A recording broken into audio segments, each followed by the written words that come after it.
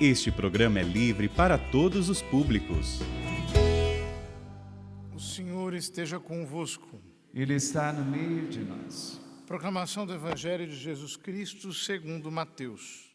Glória a vós, Senhor.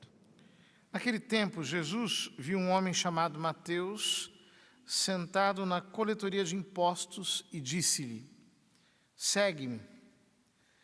Ele se levantou e seguiu a Jesus. Enquanto Jesus estava à mesa em casa de Mateus, vieram muitos cobradores de impostos e pecadores e sentaram-se à mesa com Jesus e seus discípulos. Alguns fariseus viram isso e perguntaram aos discípulos: por que vosso mestre come com os cobradores de impostos e os pecadores? Jesus ouviu a pergunta e respondeu: aqueles que têm saúde não precisam de médico, mas sim os doentes. Aprendei, pois, o que significa: quero misericórdia e não sacrifício. De fato, eu não vim para chamar os justos, mas os pecadores. Palavra da salvação. Glória a vós, Senhor.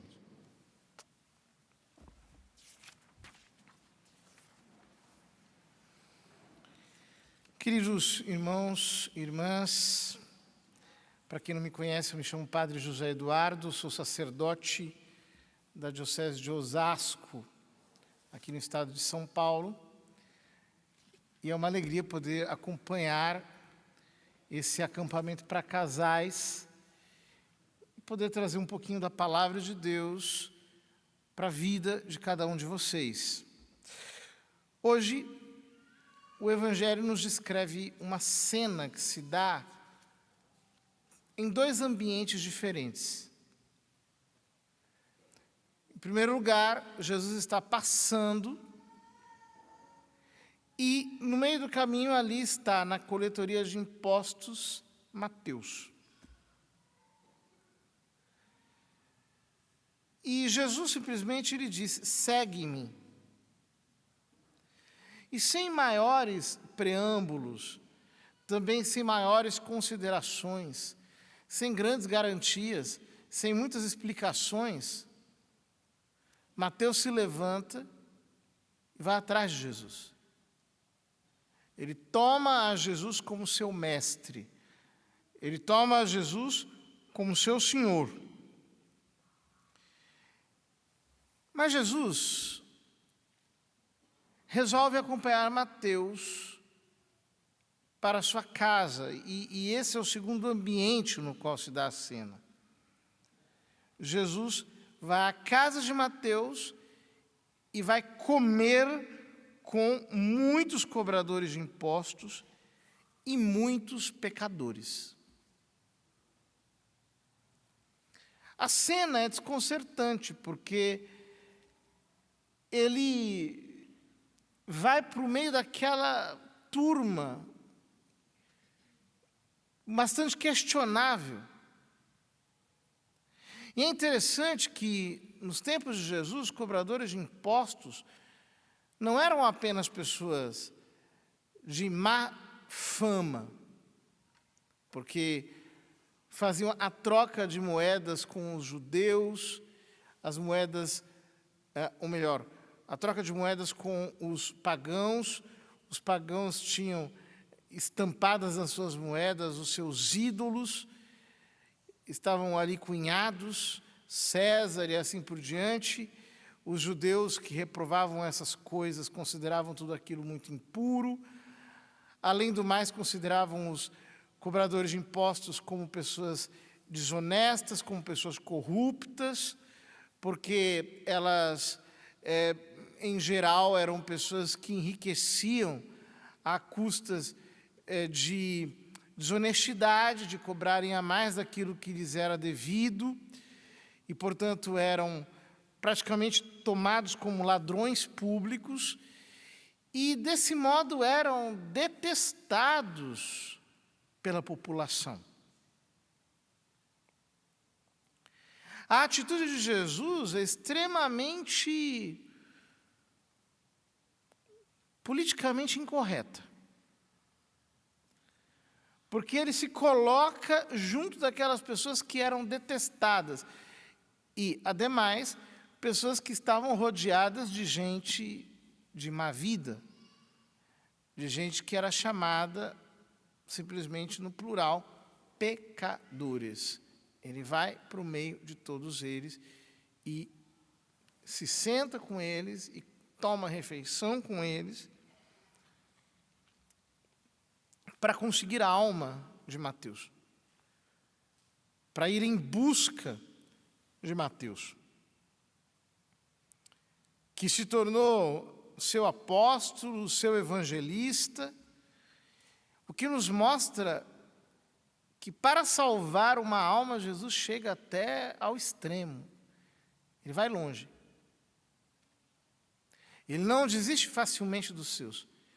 Ele vai à nossa busca. Ele é o bom pastor que vai atrás da ovelha perdida, e que a encontra e a leva consigo e tem prazer de derramar sua misericórdia. Não para que o pecador continue no seu pecado, não para que Mateus continue sendo um cobrador de impostos, ou para que ele continue estando entre as pessoas que querem ter uma má vida, mas para que ele se torne apóstolo, para que ele se torne evangelista, para que ele se torne o grande homem que ele foi, que daria a vida pelo Evangelho. Ora, naquele contexto, aparecem alguns fariseus. Os fariseus, sempre muito ciosos da prática da lei de Moisés, da prática do Velho Testamento, sempre muito atentos a minúcias, a detalhes, a coisas de pouca monta, a exterioridades. Eles se chocam com um escândalo que, na verdade, é hipócrita, porque na hora em que querem prender Jesus, eles não têm problema nenhum de falar com pagãos, com políticos, com homens poderosos, com gente ímpia. Não. E por isso, aquele escândalo é um escândalo farisaico, para dizer com uma só palavra. E eles perguntam aos discípulos: por que vosso mestre come com os cobradores de impostos e pecadores? Vejam, a pergunta que os fariseus fazem é uma pergunta que vai atrás do pecado, da culpa. Por que o vosso mestre come com cobradores de impostos e com pecadores? Ou seja, eles enxergam a culpa daqueles homens. E enxergando a culpa daqueles homens, eles transformam Jesus em cúmplice da sua culpa. Eles estão atrás da culpa. Eles querem enxergar culpados. Eles querem ver, porque são obsessionados por isso, culpados por todos os lados. São acusadores. Gostam de acusar. Por quê? O vosso mestre come com cobradores de impostos e com pecadores. Jesus ouviu a pergunta. Eles não perguntaram aquilo para Jesus. Como toda gente cínica, né? Fala com os outros, mas não tem coragem de chegar em você. Falam até para chegar em você, mas são covardes. Não conseguem enfrentar, por causa da sua mentira, por causa da sua acusação gratuita. Não podem sustentar a sua palavra. São pessoas completamente canalhas e covardes. E são covardes porque são canalhas. E são canalhas porque são covardes. Mas Jesus fala diretamente com eles. Aqueles que têm saúde não precisam de médico, mas sim os doentes. Vejam que coisa fantástica Jesus faz nessa resposta. Ele tira o eixo da questão da culpa para a enfermidade.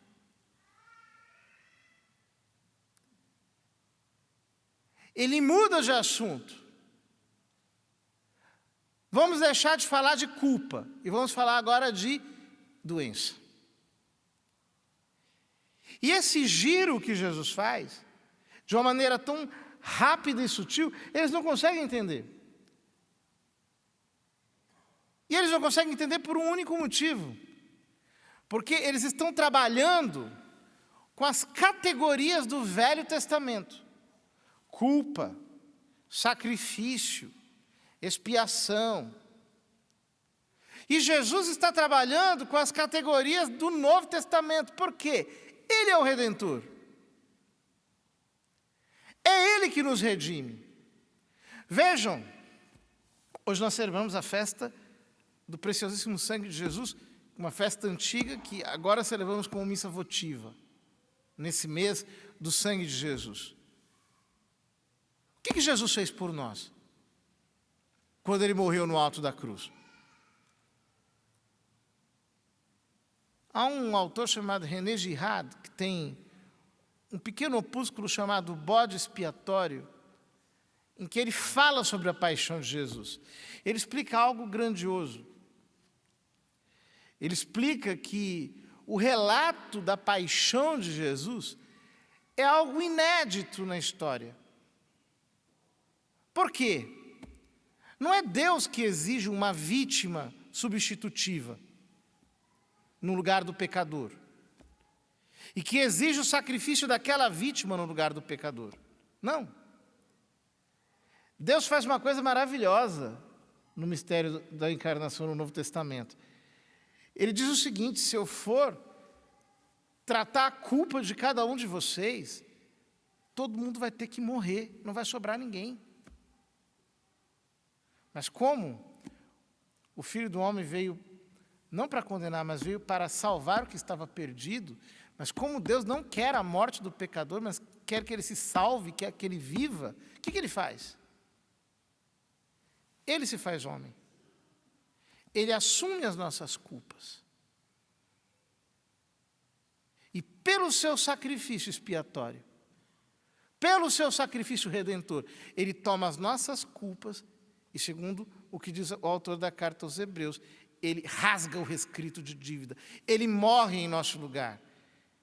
E morrendo em nosso lugar, ele mata as nossas culpas. Ou seja, desde Adão e Eva, o homem está procurando culpados para todas as suas atrocidades. No relato do pecado original, Adão culpa Eva, Eva culpa a serpente, e a serpente, não tendo a quem apontar, não culpa ninguém. Mas desde então, todos estão procurando culpados, todos. E essa é uma obsessão. A culpa é de quem? A culpa é de fulano, a culpa é de cicrano, a culpa é minha, a culpa é sua. Só que quando Jesus assumiu as nossas culpas todas, no seu sacrifício no alto da cruz, derramando o seu precioso sangue por nós, ele disse: olha, vocês estão procurando culpados? Não tem problema. Eu assumo a culpa de vocês. Joguem a culpa em mim. Eu sou o culpado. Agora parem de falar desse assunto. Porque a partir de agora a gente não precisa mais lidar com culpa. A partir de agora a gente tem que lidar com enfermidade, com doença. A gente tem que lidar com fraqueza. Jesus troca a culpa pela cura. Ele troca a culpa pela cura, fazendo com que o nosso olhar mude. Ao invés de enxergar o culpado, eu enxergo o enfermo. Eu olho para aquela pessoa que está ao meu lado, eu olho para aquela pessoa que está junto de mim, e ao invés de culpá-la, eu tento entendê-la. Eu tento compreender a raiz do seu comportamento. Entendê-la significa perdoá-la, desculpá-la. Significa ajudá-la a sair da rota da dor, que reproduz a ofensa e o pecado. Ao compreendê-la, eu coloco sobre ela o manto da bondade de Deus, da misericórdia de Deus. Eu deixo de olhar a culpa e passo a olhar a história daquela personalidade ferida, daquela personalidade deficiente como a minha, porque todos nós somos pecadores, todos nós temos as marcas do pecado em nós, quando no relato do pecado original, Deus diz à serpente: porém inimizade entre ti e a mulher, entre a tua descendência e a dela, ela te esmagará a cabeça e tu lhe ferirás o calcanhar. Essa é uma imagem de todos nós, queridos irmãos. Não existe casamento perfeito por um único motivo: todos nós carregamos feridas. Todos nós temos deficiências. Todos nós carregamos marcas dentro de nós. Todos nós carregamos em nossas almas aleijos, dificuldades, que nos fazem ter uma personalidade que, de algum modo, é aleijada. Nenhum de nós aqui está inteiro. E quando eu olho para a cruz, eu sei que eu não preciso estar inteiro, eu tenho o privilégio de ser como eu sou, porque Ele morreu no meu lugar. É Ele o meu Salvador. É Ele que me justifica, não sou eu que me justifico, não sou eu que me salvo. Por isso eu olho para a cruz e sei que todas as minhas esperanças estão em Jesus Cristo. Unicamente nele. Toda a minha vida depende dele. Mas, se ao olhar para a cruz, eu sei que eu não preciso ser inteiro, porque Ele supre as minhas deficiências, Ele é o meu Redentor efetivamente, eu preciso entender o seguinte: que o meu cônjuge também não precisa ser perfeito. Ele não é o meu Salvador, Ele não é o meu Redentor, Ele é apenas um ser humano como eu, que está aos pés da cruz. A primeira coisa que nós vamos fazer, diante de tantas dificuldades matrimoniais, é parar de olhar o cônjuge como um culpado e começar a olhar o cônjuge como um doente que está em tratamento como eu. E esse é o nosso problema, porque todos nós ainda estamos adestrados a trabalhar com a categoria da culpa. Então nós ficamos o tempo todo nos fechando. Não, ele errou, ela fez isso, ele fez aquilo, ele tropeçou, ele fez aquela outra situação, e nós não somos capazes de entender que o ser humano é falho. O ser humano está em tratamento. Eu preciso olhar o meu cônjuge como alguém que está enfermo, como eu. Como alguém que precisa de socorro, de graça, de misericórdia, de bondade, de compaixão, como eu. Então, está na hora de parar com as acusações. No livro do Apocalipse, no capítulo 12, São João diz que ele está falando de São Miguel e dos seus anjos, o venceram ao dragão pelo sangue do Cordeiro e pela palavra do seu testemunho, porque eles expulsaram do céu o grande dragão, o acusador, que acusava os seus irmãos dia e noite diante do trono de Deus. A minha oração é que o sangue de Jesus nessa noite retire todo espírito de acusação de dentro da sua casa e de dentro do seu casamento. Que o sangue de Jesus hoje traga para você uma consciência de redenção e que você pare, de uma vez por todas, de fazer o jogo do diabo, que é o jogo da acusação. É o jogo dos fariseus que estão buscando sempre um culpado, e que você entre para a redenção de Jesus Cristo, para a redenção do sangue de Jesus Cristo. Entenda, Ele morreu por nós. A partir de agora, eu não quero mais continuar com a minha obsessão por culpas. A partir de hoje, eu quero apenas entender os processos. Por que eu sou assim? Por que Ele é assim? Como é que nós podemos mudar o nosso jeito de ser? Como é que nós podemos crescer juntos? E talvez a gente tenha vivido a maior parte da nossa vida, a maior parte do nosso casamento, debaixo de um espírito de acusação e de culpa.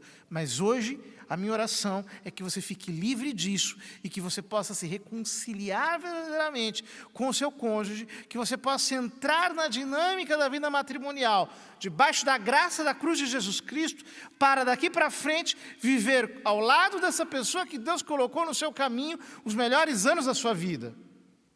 Porque não é mais sobre vocês, é sobre a redenção de Jesus, é sobre aquilo que Ele realizou por nós, é sobre sair desta acusação neurótica, dessa busca de culpa que não cessa. A partir de agora eu quero entender processos. Jesus diz aos fariseus: aprendei, pois, o que significa. Quero misericórdia e não sacrifício. De fato, eu não vim para chamar os justos, mas os pecadores. Então, quando você quiser reclamar do seu cônjuge, escuta Jesus falando para você: você não veio para os justos, você veio para os pecadores. Eu te coloquei ao lado dessa pessoa que é falha, para que você aprenda a exercer misericórdia. Há uma visão mundana de casamento, que muitas vezes entrou em muitos ambientes de igreja, que é aquela visão que diz assim, que os cônjuges, eles têm que ser pessoas que têm plena compatibilidade um com o outro, como se isso existisse. Que as pessoas têm que se casar com alguém que atenda sempre todas as suas necessidades, egoístas, autocêntricas. Não, meu querido. São Paulo diz: maridos, amai vossas mulheres como Cristo amou a igreja e se entregou a si mesmo por ela, lavando-a pela água do batismo com a palavra, para apresentá-la a si mesmo toda pura, santa, imaculada, gloriosa. Ou seja, se o nosso casamento não está debaixo da graça da cruz, nós vamos perseguir o tempo todo um ideal de casamento que jamais pode lidar com a realidade. Porque a verdade mesmo, é que a gente é bem chatinho. É que ninguém escapa de ter defeitos e pecados. Se a palavra diz que todos nós pecamos, São João diz: quem diz não ter pecado é mentiroso, e a verdade não está nele. E a Escritura diz que o justo cai 7 vezes por dia. Por que você acha que você vai ficar isento das faltas do seu cônjuge? Não vai. Isso é um mito. Isso é uma fantasia.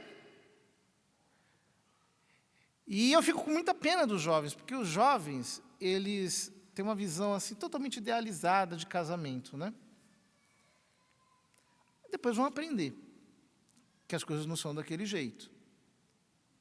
Que o casamento mesmo exige sacrifício, renúncia, autonegação, exige muito espírito de serviço, capacidade de escuta, abertura ao outro, abnegação. Uma pessoa egoísta, infantil, autocentrada, não tem maturidade suficiente para casar. Precisa brincar um pouquinho de carrinho, de boneca, por mais que tenha 40 anos de idade. Porque casar é sair de si mesmo, é não fazer a própria vontade. E é por isso que eu bendigo todo dia a Deus o dom do celibato, porque dessa cruz Deus me livrou. Para dizer que não é fácil permanecer casado. Não é fácil. Sem espíritos de sacrifício, sem esvaziamento, sem kenosis, como diz São Paulo, sem esvaziamento, a gente não consegue perseverar. E esse esvaziamento começa por colocar-se na posição redentiva do Senhor. Ou seja, eu não quero mais estar do lado do acusador, eu quero estar do lado do Redentor.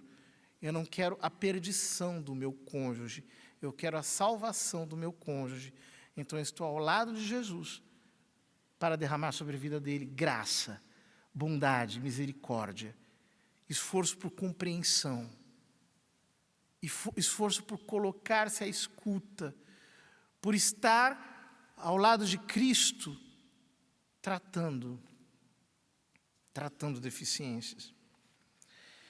Ao mesmo tempo, nós não podemos jamais perder de vista que o enfermo não é apenas o meu cônjuge, o enfermo também sou eu.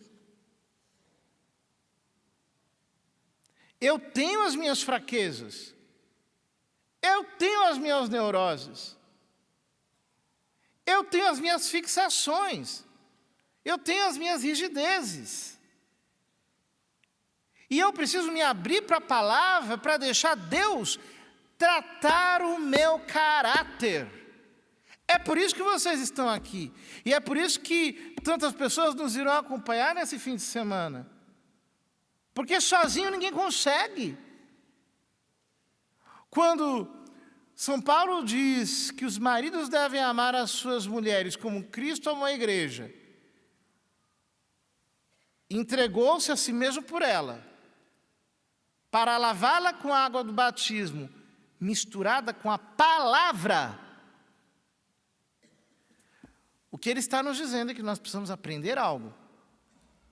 E esse algo, nós precisamos, durante toda a nossa vida, aprender ouvindo o ensinamento do Espírito Santo através da palavra de Cristo, que vai nos ensinando, dia após dia, a exercer esse ofício redentivo ao lado do próprio cônjuge. Ora, se o casamento traz consigo a cruz, tanto no seu peso quanto na sua salvação, ou seja, eu não preciso mais acusar porque Jesus me salva, mas ao mesmo tempo isso traz para mim o peso que eu devo carregar, de sempre tentar entender e perdoar e compreender as causas, os processos. Isso significa que a cruz produz, num casal cristão, ao longo dos anos, aquilo que o Evangelho chama de felicidade, aquilo que o Evangelho chama de bem-aventurança. Ou seja, nós vamos descobrindo com realismo,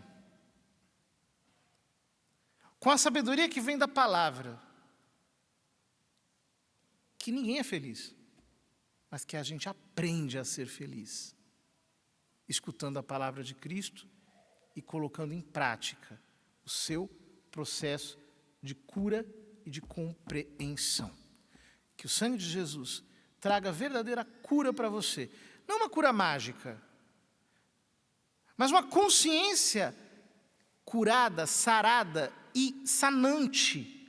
Uma consciência que estabelece processos de reconstrução. processo de compreensão,